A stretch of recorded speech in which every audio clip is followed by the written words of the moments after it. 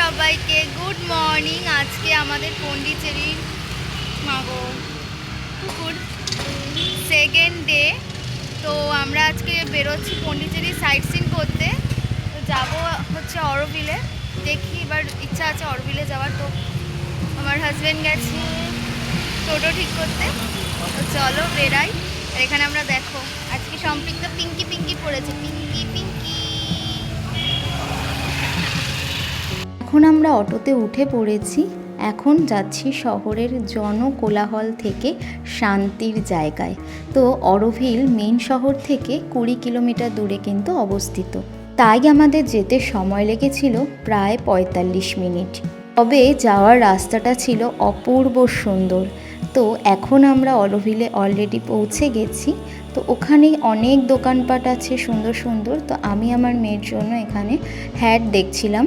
দোকানগুলোতে বিভিন্ন ধরনের সানগ্লাস, হ্যাট, ঘর সাজানোর জিনিস, খুব সুন্দর সুন্দর জিনিসপত্র আছে। সত্যি দোকানের জিনিসপত্রগুলো দেখে চোখ ফেরাতে পারলাম না। তো চলো আমরা এই জিনিসপত্র দেখতে দেখতে এখন অরোভিলের মধ্যে পৌঁছে যাব। বাইরে ছিল বেশ গরম, তাই একটা ডাব নিয়ে নিলাম। আর এখানে কিছু ক্যাফে আছে, ওই ক্যাফে থেকে আমরা ব্রেকফাস্ট করব, কারণ সকালে তো আমরা ব্রেকফাস্ট করে আসিনি। তো ওই ক্যাফে থেকেই ডিম টোস্ট নিয়ে নিলাম, বেশ সুন্দর আর দামও খুব রিজনেবল। ব্রেকফাস্ট সেরে এই রাস্তা দিয়ে মোটামুটি 500 মিটারের মতো হেঁটে যেতে হবে মাতৃমন্দির ভিজিটিং সেন্টার পর্যন্ত। এই রাস্তা দিয়ে হাঁটতে হাঁটতে লক্ষ্য করলাম, দেখো কিছু প্ল্যাকার্ড লাগানো রয়েছে, যেখানে অরোভিল সম্পর্কে কিছু ইনফরমেশন দেওয়া আছে। 28 ফেব্রুয়ারি 1986 সালে অরোভিলের পথ চলা শুরু হয় মীরা আলফাসার তত্ত্বাবধানে, যিনি শ্রী মা নামে পরিচিত। এখন মাতৃমন্দিরের ভিজিটিং সেন্টারে এসে পৌঁছেছি। এটি সকাল 9টা থেকে বিকেল 5:30 পর্যন্ত প্রতিদিনই খোলা থাকে।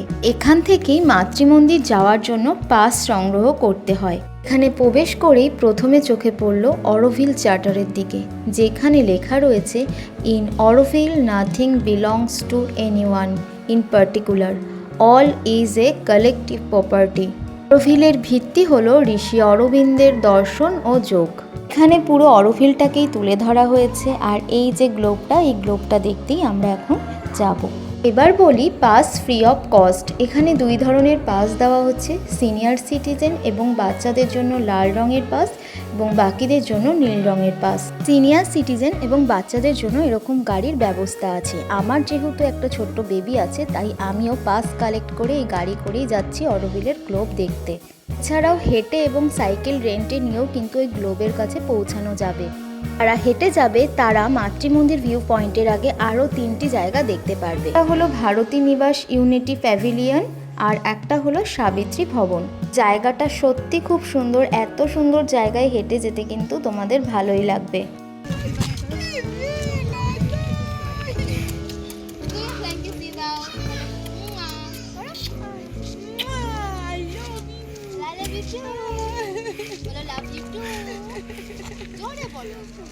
গাছের ছায়ায় পরিবেষ্টিত মাঝখান দিয়ে লাল মাটির রাস্তা দিয়ে হেঁটে যাওয়ার সৌভাগ্য তো আমার হলো না, কিন্তু এক অপার শান্তি অনুভব করা হলো। এখানে আসার পর একটা কথাই মনে হলো, রবি ঠাকুরের বোলপুরের শান্তিনিকেতনে গেলে ঠিক যতটা শান্তি পাওয়া যায়, পন্ডিচেরির অরোভিল মাতৃমন্দিরে আসলেও কিন্তু ঠিক ততটাই শান্তি অনুভব করা যায়। মাতৃমন্দির হলো অরোভিলের সেন্টার পয়েন্ট। এটি আসলে একটা বিরাট বড় মেডিটেশন হল। মাতৃমন্দিরের ভেতরে প্রবেশ করতে গেলে 3 দিন আগে থেকেই কিন্তু অনলাইনে বুকিং করে রাখতে হয়। আমাদের যেহেতু অনলাইনে বুকিং করা ছিল না, তাই আমরা প্রবেশ করতে পারিনি। আর্কিটেক্ট রজার অ্যাঙ্গার মাতৃমন্দিরকে পদ্মফুলের আকারে তৈরি করেন। 12টি পাপড়ি দিয়ে ঘেরা একটি বিশাল গোলকের আকারে তৈরি এই মন্দির পৃথিবীর 124টি দেশ ও ভারতের প্রতিটি রাজ্য থেকে আনা মাটি দিয়ে ভর্তি কলস এখানকার অ্যাম্পি থিয়েটারে রাখা হয়েছে। এই মন্দিরের পাশে যে ক্যানেলটি তৈরি করা হচ্ছে, সেখানে রেইন ওয়াটার হারভেস্টিং করা হবে। এখানে আশেপাশে বসার জায়গা রয়েছে, চাইলে তোমরা ওখানে বসে ঘন্টার পর ঘন্টা কাটিয়ে দিতে পারবে।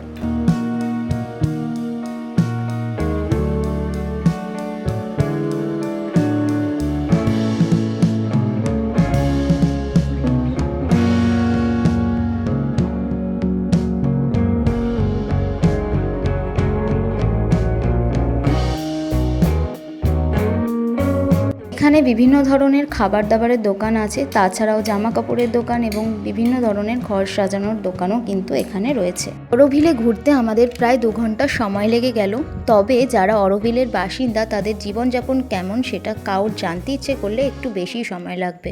এখানে আরও একটা জায়গা আছে অরোভিল বুটিক, আমরা যেতে পারলাম না, ওটাও ঘুরে দেখতে পারো, খুব ভালো লাগবে। আমরা বেরিয়ে যাচ্ছি অরোভিল থেকে। এবার অরোভিল থেকে দেখা যাক কোথায় যাওয়া যায়। খুব সুন্দর জায়গা আর পুরো শান্ত পরিবেশ এদিকটায়। আচ্ছা, তো যাই হোক, দেখা যাক এবার আমরা কোথায় যাই। আজকের মতো এইটুকুই বন্ধুরা, এরপরে আমরা কোথায় গেলাম সেটা অবশ্যই পরের ভিডিওতে শেয়ার করব। এই শান্তিপ্রিয় জায়গাটা ঘুরতে তোমাদের কেমন লাগলো অবশ্যই কমেন্ট করে জানাতে ভুলো না কিন্তু। সবাই ভালো থেকো, সুস্থ থেকো, আর পন্ডিচেরির নিত্য নতুন ব্লগ দেখতে অবশ্যই চ্যানেলটাকে সাবস্ক্রাইব করে আমার পাশে থেকো। বাই।